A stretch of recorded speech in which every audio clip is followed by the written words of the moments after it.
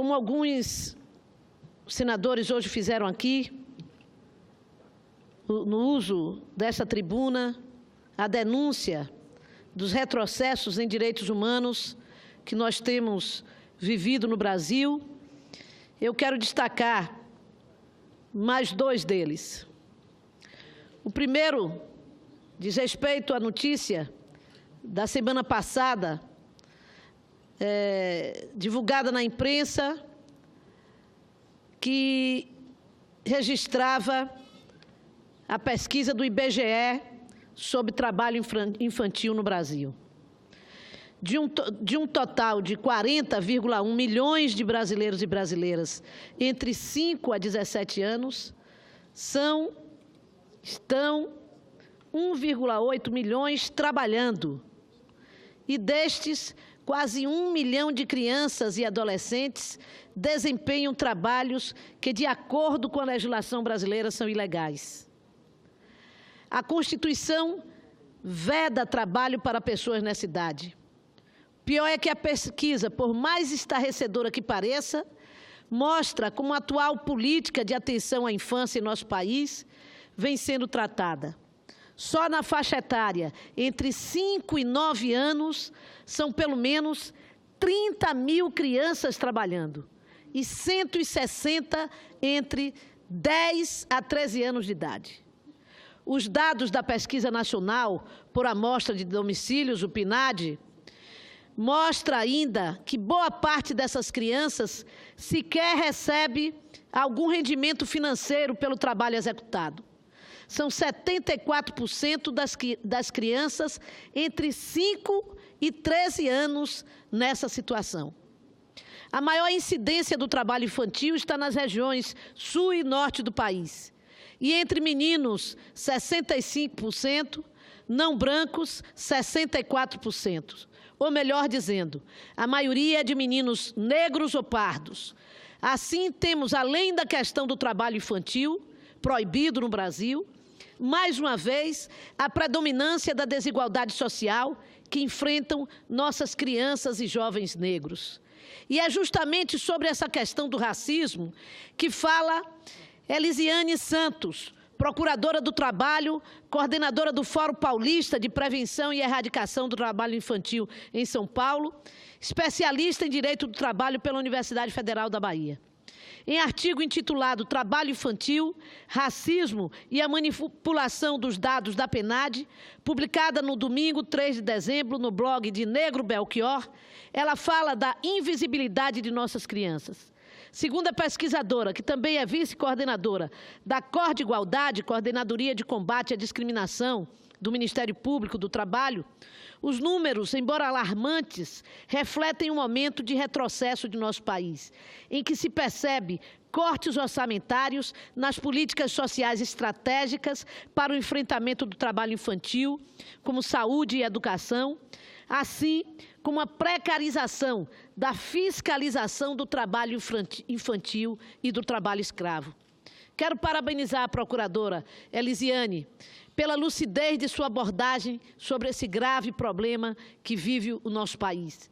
A redução de investimento em políticas públicas de educação, saúde, ciência e tecnologia, entre outras, aponta para um futuro mais tenebroso ainda para os pequenos e jovens cidadãos deste país, sem perspectivas, ainda mais com medidas como as já aprovadas, como a reforma trabalhista e esta possível ameaça da reforma da Previdência, que certamente já estão impactando negativamente na vida dos trabalhadores no Brasil, mas ainda mais profundamente no universo do trabalho de nossos, hoje, jovens adolescentes.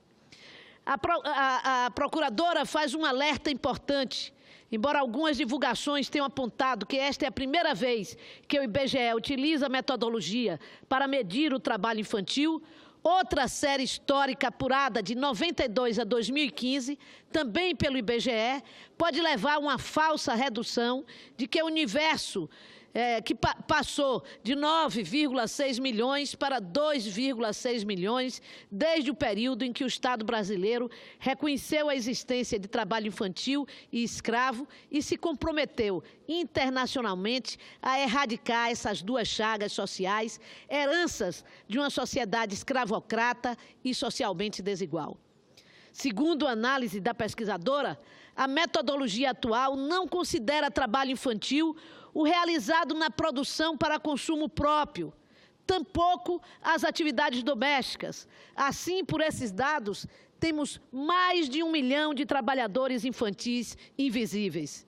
Como coordenadora no Senado Federal da Frente Parlamentar Mista em Defesa dos Direitos Humanos de Crianças e Adolescentes, não posso deixar de apontar esses dados e manifestar minha enorme preocupação e indignação com o fato de nossas crianças e jovens, ao invés de estarem na escola, como todas as crianças da classe média brasileira, como os filhos dos senhores deputados, como os filhos das senhoras deputadas, como os netos dos senhores deputados e senadores. Eu mesmo que tenho uma neta de apenas 6 anos de idade, imaginar que esta criança de 6 anos de idade pode ser submetida a um trabalho como obrigatoriedade é inimaginável, não passa pela minha cabeça, mas, no entanto, é a realidade de mais de 2 milhões de crianças submetidas ao trabalho infantil em nosso país. E é por isso que nós temos que não deixar de denunciar e exigir objetivamente outra postura do governo federal no combate, na fiscalização e combate ao trabalho infantil.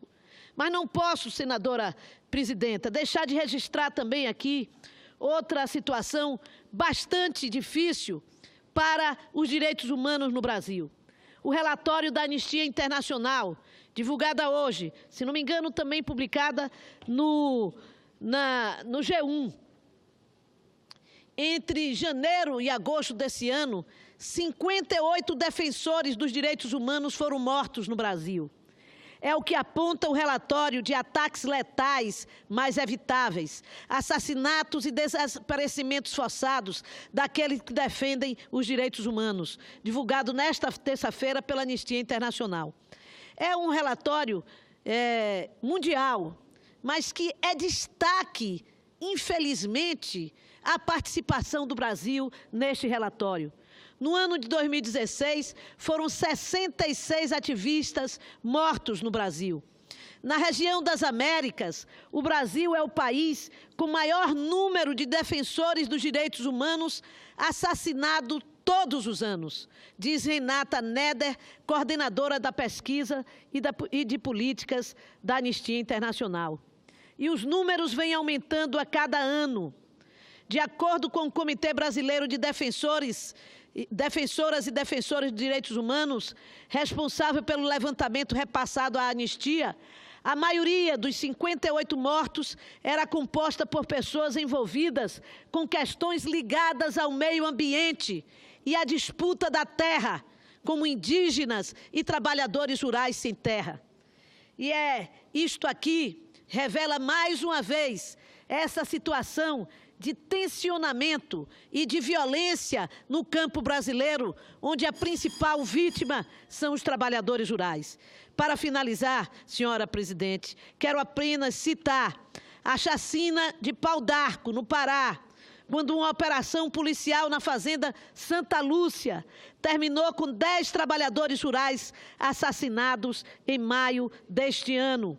2 meses depois, em julho, um dos líderes do grupo de trabalhadores rurais, Rosenildo Pereira de Almeida, também foi morto a tiros. Os sobreviventes do massacre continuam a temer por suas vidas. Este é uma notícia, uma denúncia que faço aqui, de uma parte deste relatório da Anistia Internacional, que continua a demonstrar a violência no campo brasileiro, a violência sobre os trabalhadores rurais mais pobres, sobre os pequenos proprietários, sobre os pequenos produtores rurais, e que não encontra neste governo nenhum tipo de proteção ou de compromisso com a efetiva melhoria desta situação, buscando desenvolver uma política de paz no campo e buscando proteger aqueles segmentos mais vulneráveis dos trabalhadores em nosso país. E, além de tudo isso, ainda ameaçam com a reforma da Previdência, que eles diziam que seriam votada amanhã, dia 6 de dezembro, e que agora recuaram um pouco. Mas, ao mesmo tempo, o presidente da República anuncia que, até o fim deste mês, vai tentar dar este presente de grego, malfadado presente ao povo brasileiro numa reforma da Previdência que é absurda.